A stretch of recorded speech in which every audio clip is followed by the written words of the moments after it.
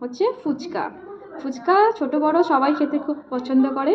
তা আজকে আমরা বাড়িতেই বানাবো ভেবেছি। তার জন্য দেখো বাটিতে সুজি নিয়ে নিয়েছি, একটা বড় সাইজের বাটিতে। এই বাটিটা ভর্তি করে পুরো আটা নিয়েছি, আর বা পুরো ভর্তি করে না, একটু কম আছে সুজি নিয়েছি। আর এতে কী কী দিচ্ছে সেটাই দেখো। এই আটাটা এখানে রাখা আছে আর সুজিটার মধ্যে দিয়ে দিচ্ছি, তাই তো। সুজিটা দিয়ে দিলাম। এবারে দেবো কি দেবো? আচ্ছা, সুজি, আটা আর বেসনটা ওর মধ্যে দিয়ে দেবো। এক চামচ, বড় চামচের 1 চামচ। আর দেওয়া হবে কি খাওয়ার সোডা, হচ্ছে বেকিং যে সোডা, ওই সোডা 1 চামচ দিয়ে দাও। এবারে এটাকে ভালো করে মিশিয়ে নিয়ে শক্ত করে আটা তৈরি করতে হবে। কারণ দেখো এইভাবে ভালো করে হাত দিয়ে মিশিয়ে নিতে হবে শুকনো অবস্থায়। তারপরে অল্প অল্প করে জল দিতে হবে, জল দিয়ে মাখতে হবে। দেখো অল্প অল্প করে জল দেওয়া হচ্ছে আর মাখছে, আটাটা তৈরি করা হচ্ছে। একেবারে অনেক জল দিয়ে দিলে তাহলে পাতলা হয়ে যাবে, ওই জন্য একটু একটু করে জল দেওয়া হচ্ছে আর একটু একটু করে মাখা হচ্ছে। ফুচকা সবাই খেতে পছন্দ করে, এমন কেউ নেই যে ফুচকা পছন্দ করে না। খুব কম লোকই আছে যে ফুচকা পছন্দ করে। এখন অনেক রকমভাবে খাওয়া যায়, শুধু টক জল আলুর পুর দিয়েও যে খায় সেটাও না, অনেক রকমভাবে খায়। অনেক নামও বলে, পানিপুরি বলে। তো যাই হোক, আমরা নর্মাল যেটা টক জল দিয়ে আলুর পুর দিয়ে যেভাবে খাই ওইভাবেই খাওয়া হবে।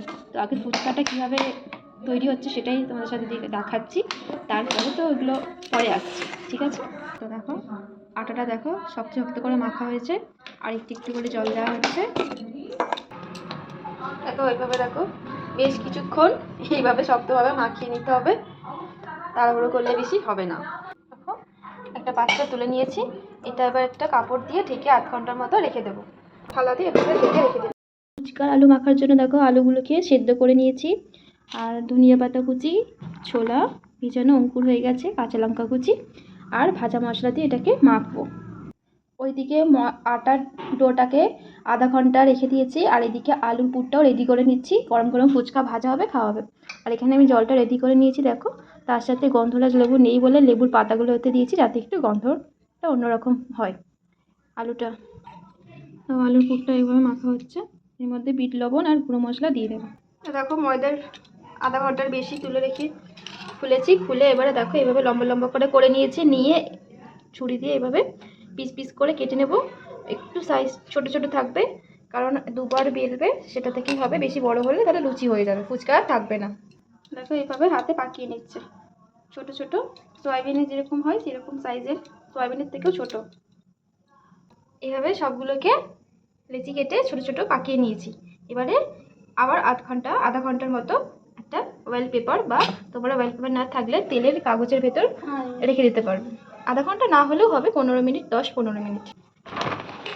দেখো এইভাবে প্লাস্টিকের মধ্যে ভরে 15 মিনিটের মতো রেখে দিচ্ছি। দেখো এদিকে আমাদের আলুর পুরটাও মাখা হয়ে গেছে, আর জল তো আগেই রেডি ছিল, তোমাদের সাথে দেখিয়েছি। এবার কাগজ থেকে এগুলোকে বের করে নিচ্ছি।